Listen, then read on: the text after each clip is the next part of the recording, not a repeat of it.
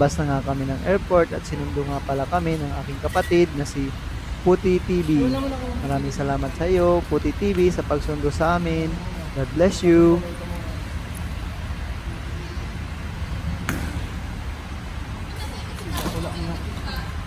Kuni po, nasa kamot ko. Nagbibidyo po kaya ako.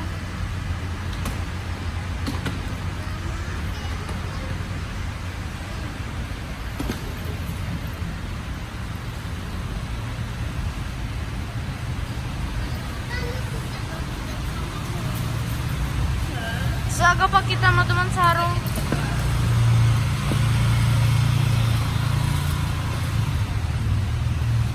Hello, Bel.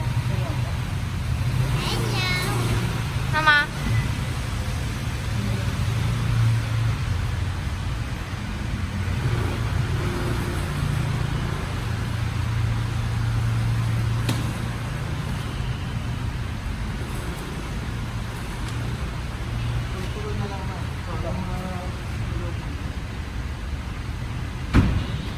Uncle Potpot.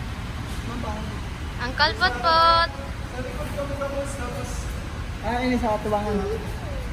Sige na, sakay na. Yellow. Kung hindi lang daw ang mga Pilipino. Hey, gumanid yun yung taga-Canada.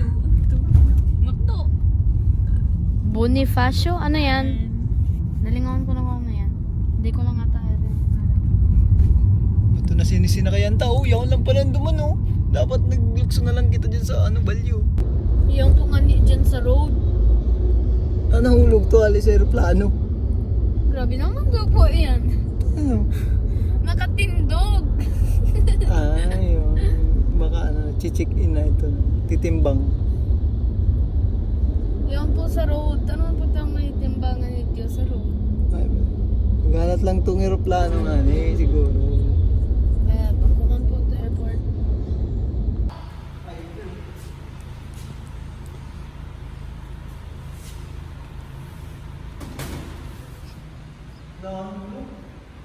Pinupukpuk po talaga sa ito kawan.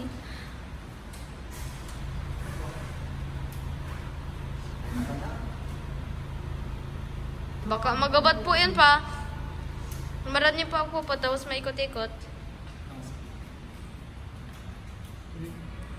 Ganda ng motor, oh. Sa kapatid ko. Pangkarera.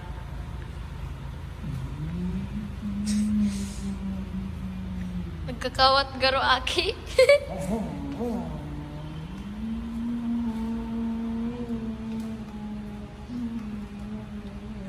Kadanog mo po talaga ba pang motor ay?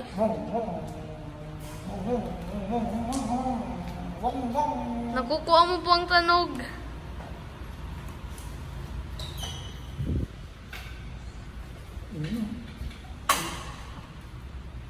Grabe, may dako ninyo. Grabe. What? Mahida po ni? Picture mo naman, okay na yan. Bye-bye!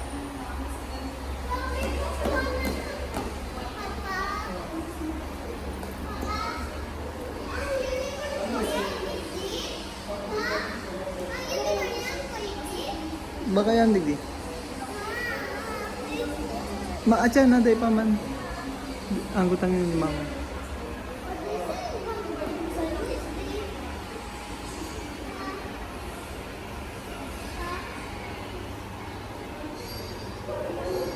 Ada? Itong naibuk da kayong room amoy sigarilyo da lilipat ng dali kasi At natulog lang nga kami doon sa hotel kagabi. At ngayong umaga, diretso na agad kami sa bus terminal at sumakay na kami sa bus papunta ng Bicol. So, estimated namin na oras ay makarating kami doon sa Bicol pagkatapos ng 7 oras hanggang 8 oras sa biyahe dito sa bus.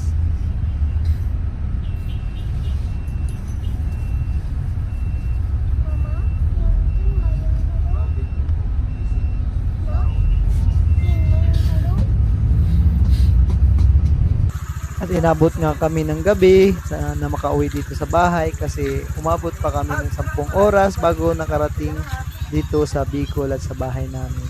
So ito nga pala yung bahay namin.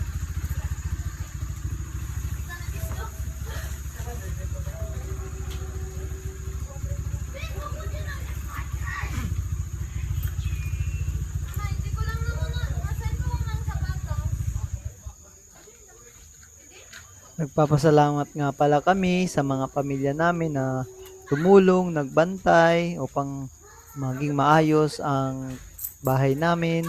Salamat sa papa ko, salamat sa mama ko, sa mga kapatid ko na sila talaga yung nag-manage dito sa bahay sa pagpaayos.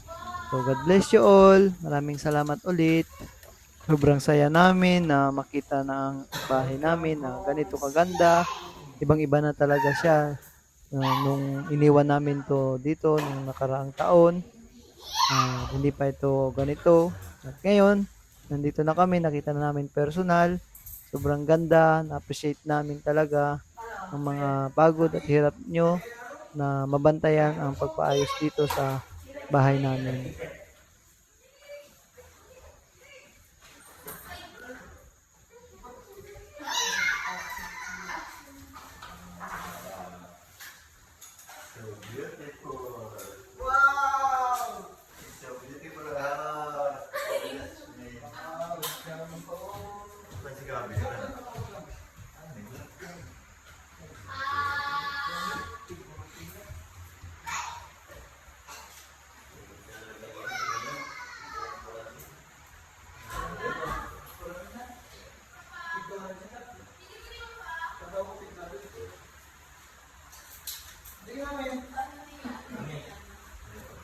Weird po.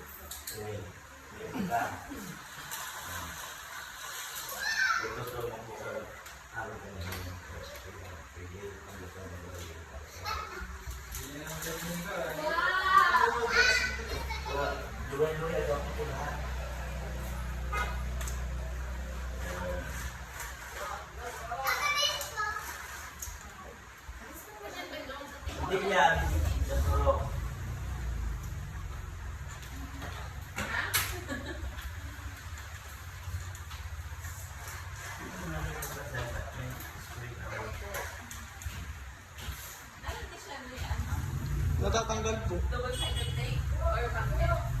Double sided. Pwede pong tanggalin, pwedeng ibalik.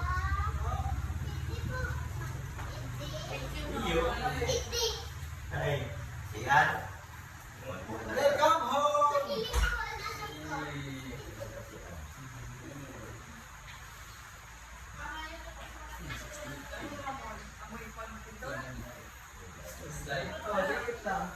May bago club.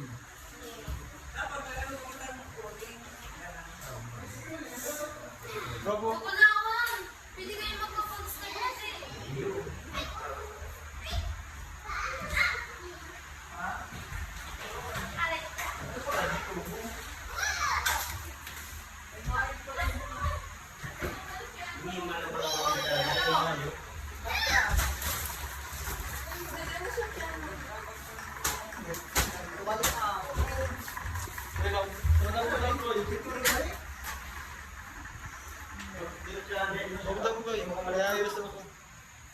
Siya na natagdag.